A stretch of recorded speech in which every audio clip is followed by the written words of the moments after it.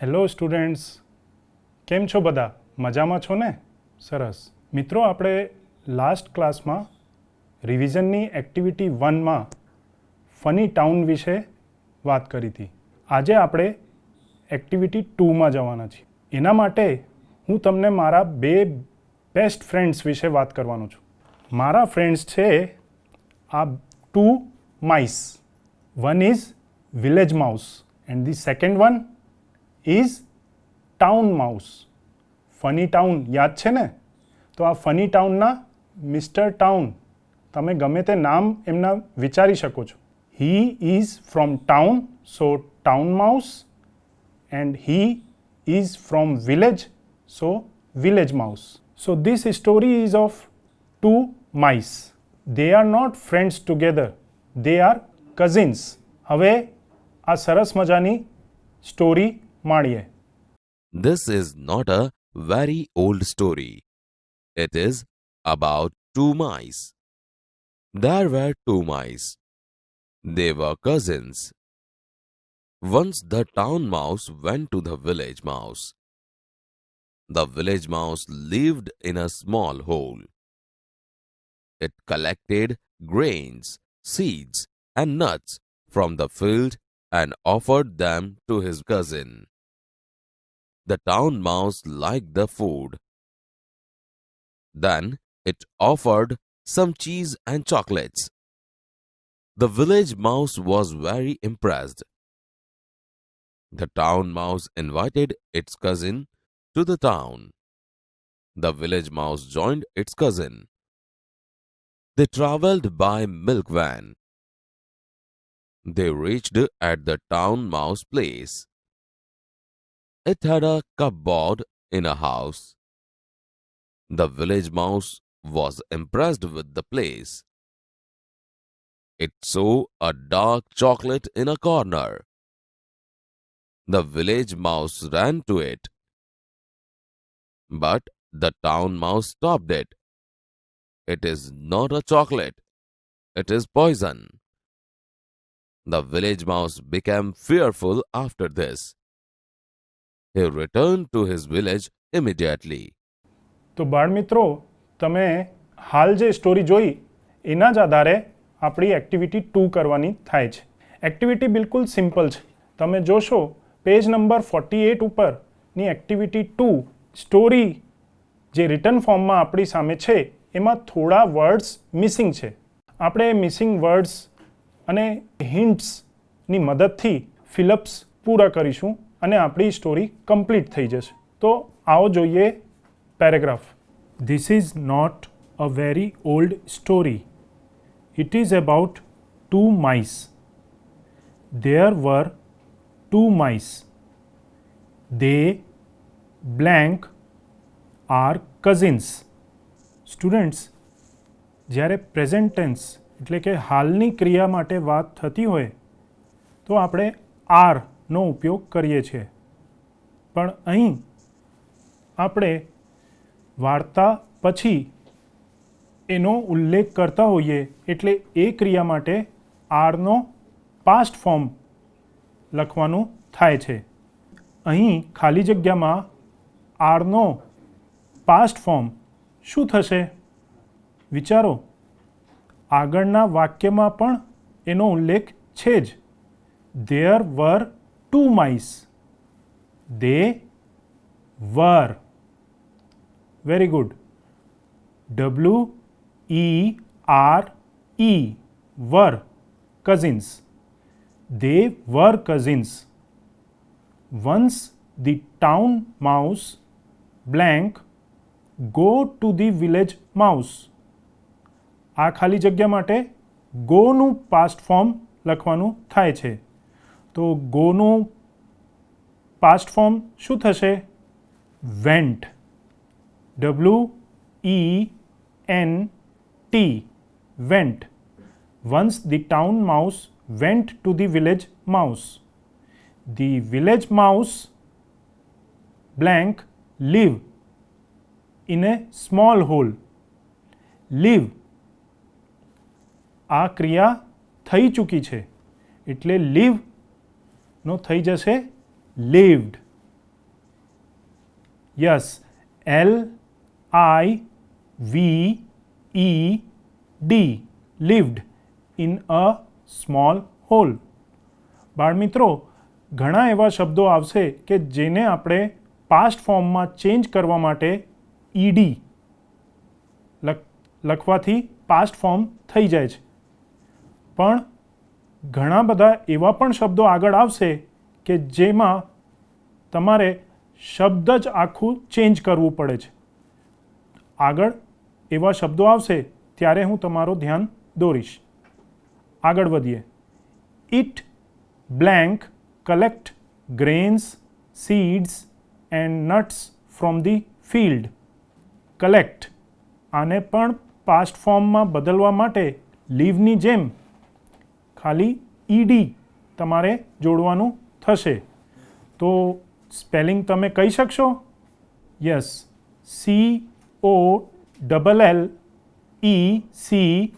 COLLECTED, collected.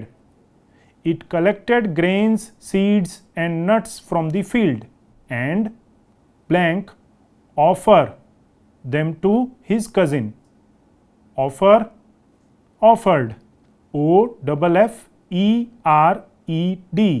offered them to his cousin. The town mouse blank liked the food. Live, lived, collect, collected, offer, offered ને એવી જ રીતે like, liked, LIKED, liked. Then it blank offer some cheese and chocolates. આ શબ્દ અગાઉ આવી ગયો છે. Then it offered some cheese and chocolates. The village mouse was very blank impress. Impress, હવે તમને 4-5 શબ્દોની પ્રેક્ટિસ થઈ ગઈ છે. તો ઇમ્પ્રેસનો past form impressed. Yes, IMPRESSED, impressed. The town mouse invite its cousin to the town. અહીં invite પણ ચેન્જ થઈ જશે અને અહીં લખાશે INVITED. The town mouse invited its cousin to the town. The village mouse blank joined its cousin. Join, joined, JOINED, joined its cousin. They blank travel by milk van. તો travel કરી હતી, travel થઈ જશે ટ્રેવલ્ડ, TRAVELLED, traveled by milk van. They blank reach at the town mouse's place. Reach, reached, REACHED, reached. It blank have a cupboard in a house. Have, had. It had a cupboard in a house. The village mouse was blank impressed with the place. Yes, impressed, IMPRESSED, impressed with the place. It blank see a dark chocolate in a corner. બાળમિત્રો, મેં અગાઉ તમને જે વાત કરી હતી કે ઘણા શબ્દોને પાસ્ટ ફોર્મમાં ચેન્જ કરતી વખતે આપણે ઈડીનો ઉપયોગ કરીએ છીએ, પણ બધા શબ્દો એવા નથી હોતા. જે રીતે આપણે જોયું, આરની જગ્યા વર, ગોની જગ્યા વેન્ટ, હેવ થઈ ગયું હતું, હેડ.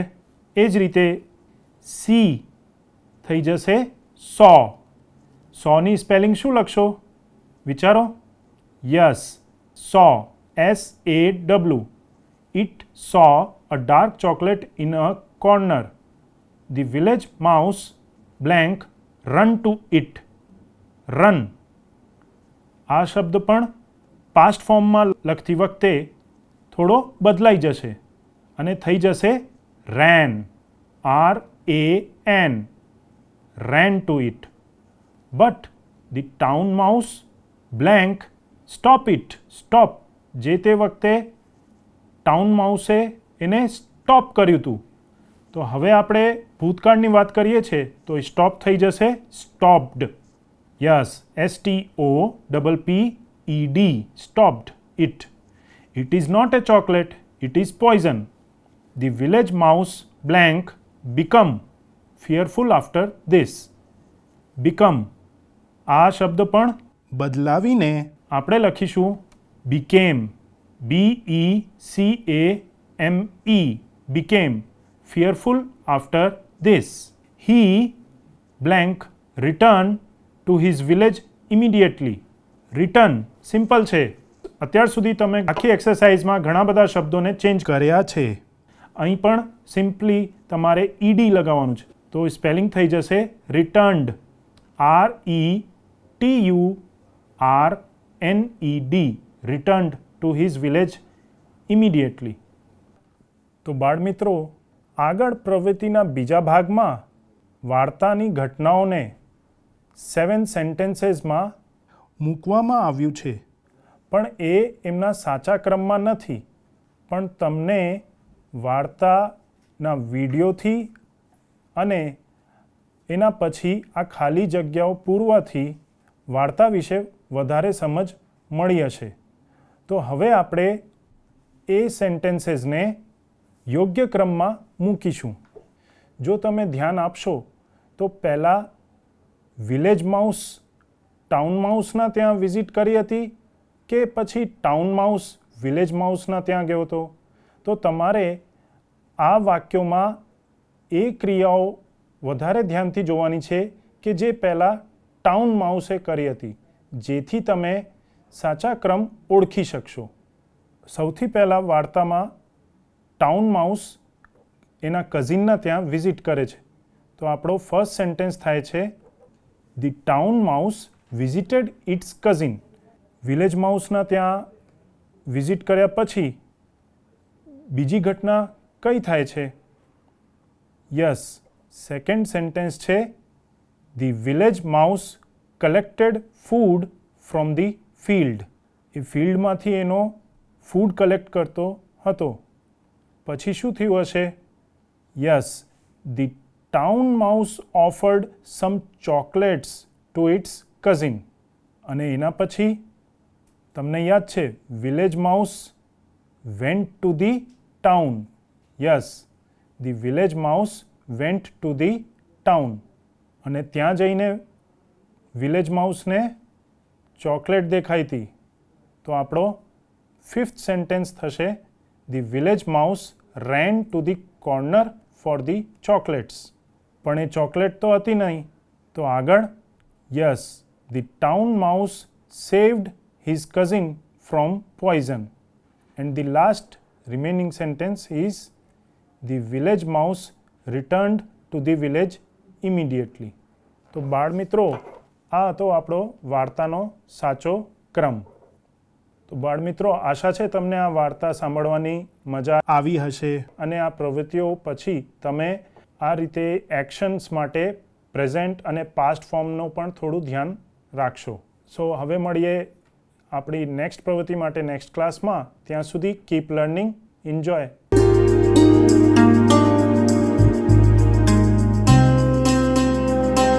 नमस्ते बाल दोस्तों, आप सब मज़े में होंगे। और हमने पुनरावर्तन के जरिए पिछले एपिसोड में सर्वनाम के बारे में जाना था और साथ ही साथ इकाइयों की मुख्य मुख्य बातें भी जानी थी. आज हम शब्दकोश का क्रम किस प्रकार से होता है. वैसे तो आप कई सारे शब्दों को शब्दकोश के क्रम में रखते होंगे, जमाते होंगे, लेकिन आज उसकी हम यहाँ पर समझ प्राप्त करने के लिए एक अभ्यास करने वाले हैं. पहले मैं आपको शब्दकोश के लिए महत्वपूर्ण जो क्रम है उसकी एक जानकारी देता हूं, तो जरा देख लीजिए.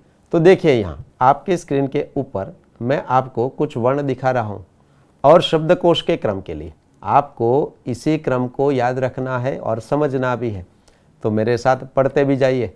ये पहला जो वर्ण आप देख रहे हैं ये कौन सा है? हाँ, यह है अम. दूसरा है अ. तीसरा है आ. चौथा है ई. पांचवा है ई, छठा है ऊ, सातवां है ऊ, आठवां है, हाँ आठवां है री। देखिए रू नहीं, इसका उच्चारण हिंदी में होता है री, है ना। तो आपको भी री बोलना है, तो बोले मेरे साथ एक बार री। अगला जो वर्ण है ए, अब उसके बाद आएगा ऐ, उसके बाद आएगा ओ और उसके बाद आएगा औ। शब्दकोश का क्रम तय करने के लिए हमें इन स्वरों को इस क्रम में याद रखना आवश्यक है। जब शब्दकोश के क्रम में शब्दों को रखना है तो वर्णमाला का ये क्रम भी हमें जरूर समझना चाहिए। तो जरा एक बार देख लेते हैं, तो देखिए मेरे साथ और वर्णों को जरूर पढ़ते भी जाइए। पहला वर्ण तो आपको पता है क्या, कौन सा है ये?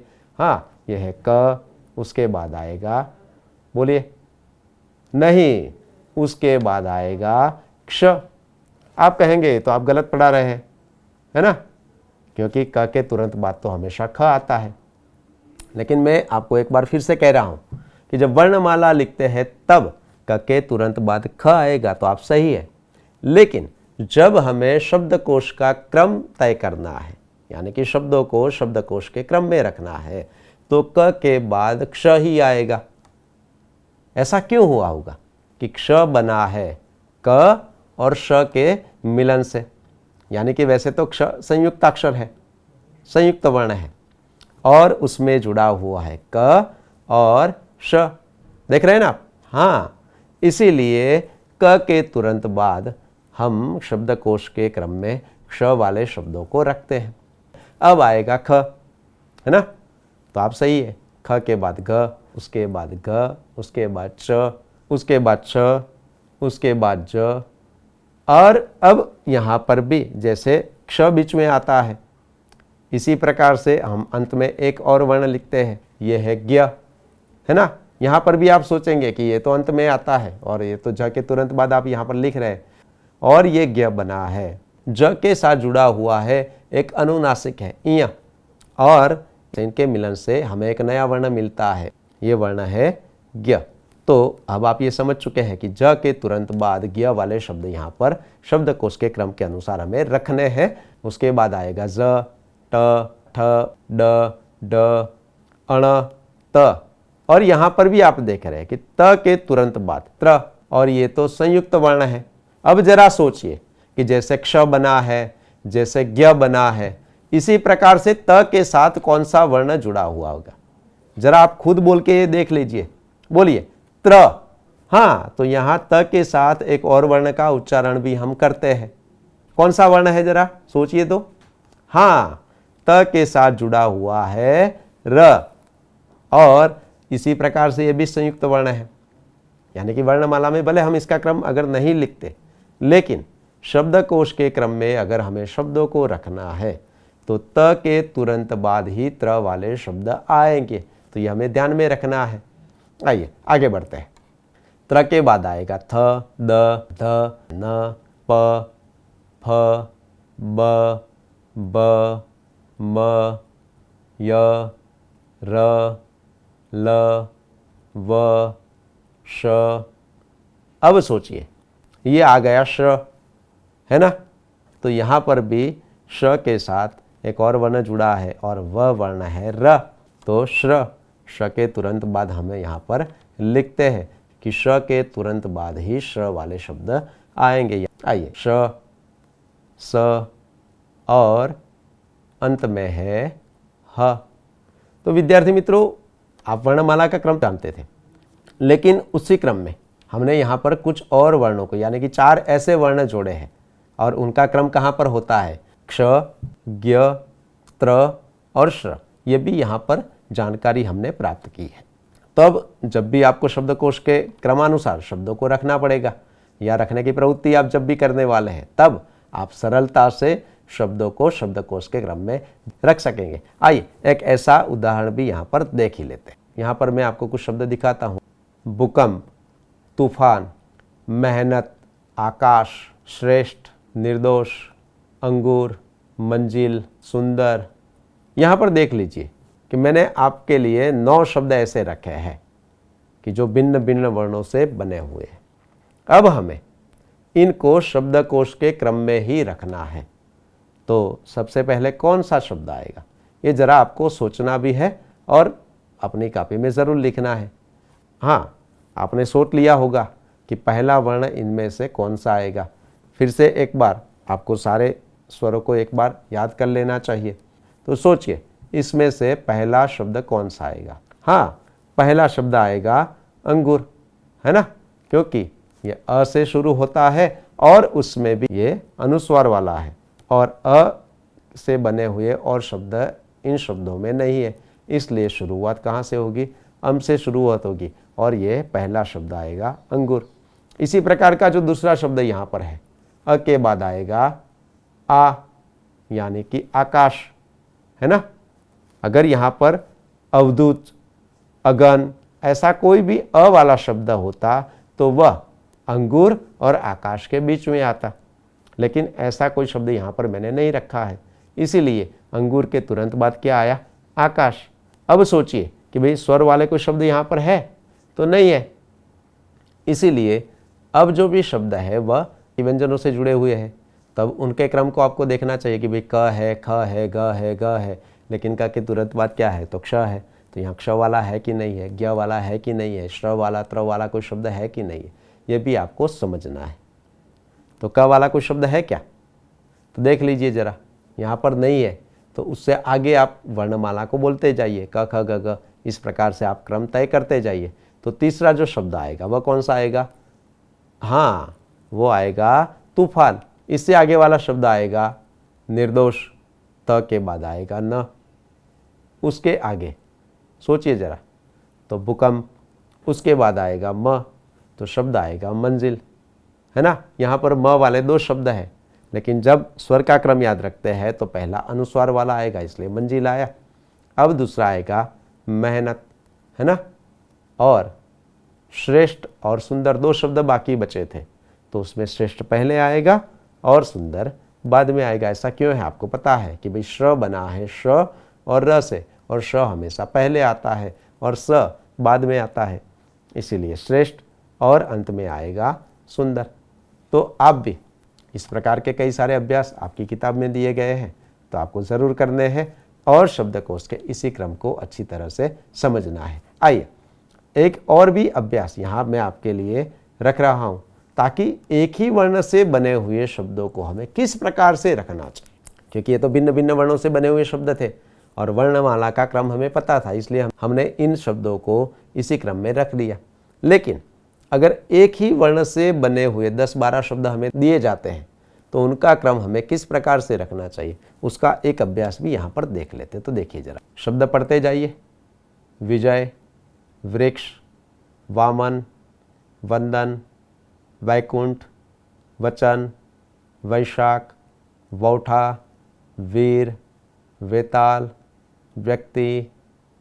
तो यहाँ पर आप देख रहे हैं कि 11 शब्द है और इन शब्दों की विशेषता यह है, हर एक शब्द की शुरुआत व से होती है। इस क्रम को समझने के लिए हमें फिर से एक बार क्या रखना पड़ेगा, हाँ स्वर का जो क्रम था, अम अ बोलते जाइए। हाँ, तो ये क्रम अगर आपको सही रूप से पता है तो आप एक ही वर्ण से बने हुए शब्दों को भी सही क्रम में जमा सकते हैं, है ना। इसमें पहला शब्द कौन सा आएगा, हाँ अम, और यहाँ पर अनुस्वार वाला जो शब्द है वह कौन सा है, हाँ वह है वंदन। तो वंदन, और वह वाला यहाँ पर कौन सा शब्द है जिसकी शुरुआत व से होती है ना। हाँ, तो आएगा अब वचन, समझ रहे हैं ना आप। हाँ, वंदन के बाद तुरंत आएगा वचन। अब देख लीजिए कि भाई वह वाला कोई और शब्द है, नहीं है, आएगा वामन, है ना।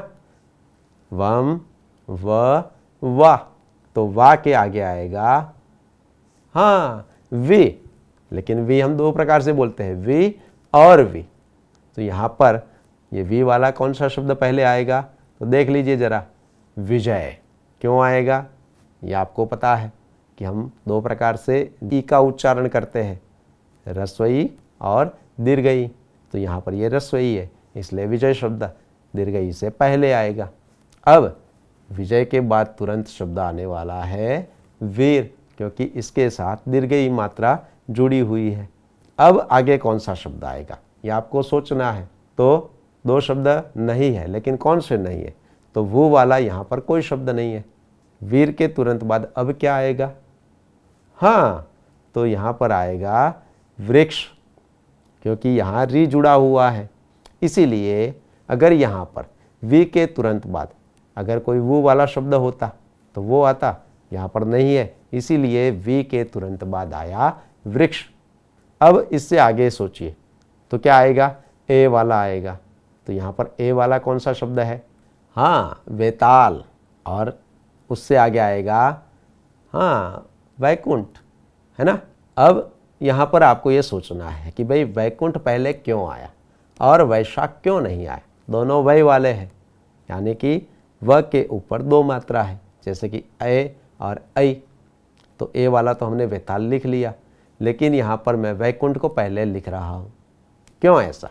हाँ, तो इसके लिए हमें इस शब्द के दूसरे वर्णों को देखना चाहिए, और दूसरा वर्ण वैकुंठ में क है और वैशाख में श है, और वर्णमाला के क्रम के अनुसार क पहले आएगा, है ना, और श तो अंत में आता है। इसीलिए वैकुंठ वाला शब्द पहले आएगा और उसके बाद यह शब्द आएगा वैशाख।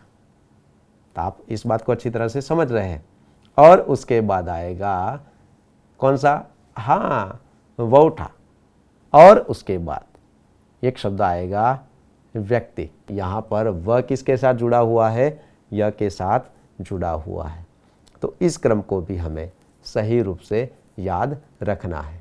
तो विद्यार्थी मित्रों, शब्दकोश के इस क्रम के बारे में आप अच्छी तरह से समझ चुके होंगे, और इसकी ज़्यादा समझ बनाने के लिए हमें ज़्यादा से ज़्यादा शब्दकोश के क्रम में शब्दों को रखने का अभ्यास करना चाहिए। आपके स्कूल में इसी प्रकार का शब्दकोश भी होगा। जब आपका स्कूल खुल जाए तब जाकर आप अपने शिक्षक से मिलकर इस प्रकार के शब्दकोश को देख सकते हैं, और इनके आधार पर भी शब्दों को किस प्रकार से हमें रखना है या किस प्रकार से शब्दकोश के क्रम को तय करना है, ये भी आप अच्छी तरह से समझ सकते हैं, जान सकते हैं। तो मैं मानता हूँ कि आज आप शब्दों को किस प्रकार से अब हमें शब्दकोश के क्रम में रखना है ये अच्छी तरह से समझ चुके हैं, जान चुके हैं। धन्यवाद।